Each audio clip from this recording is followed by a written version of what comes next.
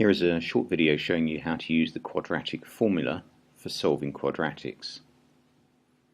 So before you watch this, you should have mastered factorizing simple quadratics, and this is a method of solving quadratics when they get too hard to factorize.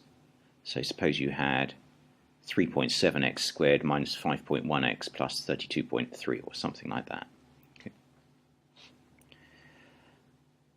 This formula, which I'll explain in a moment, is on the formula sheet of the IGCSE paper, so you don't need to learn it, but you do need to know how to use it. And this formula will always work to produce a solution so long as there actually is a solution to the quadratic equation. If there isn't a solution, you'll know it, because when you type all the numbers into your calculator will tell you it's a maths error. There's a symbol here that you may not have seen before, a plus or a minus. All that really means is two separate symbols written together. So you do this formula with a plus in it, and that tells you one answer, and then you go right back to the beginning and you do the formula with a minus in it, and that tells you the other answer, and that's how you get your two answers to the quadratic, just like you got when you were factorizing. All the letters in this formula stand for the numbers in the quadratic.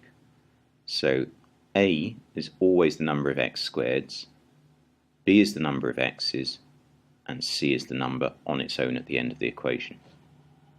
So you take the three numbers from the quadratic equation, you put them into the formula like that, and you must show you're working.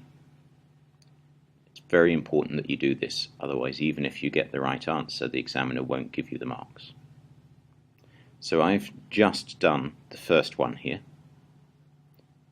So my A is 1 because I've got 1x squared, my B is 7, and my C is plus 10.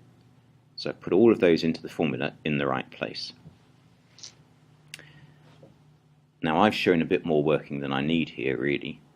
From this step you can solve it on your calculator, and I'll show you how to do that in the lesson. Or you can just type exactly this into your calculator as it stands, except apart from plus or minus you have to choose one of those. So for example, you might type it in exactly like this but with a plus there to start with, get that answer, and then go back and type it in exactly the same again but with a minus there, and that will give you the second answer. So if you want to try that now on your calculator, pause the video for a moment and then I'll show you what the answers should have been.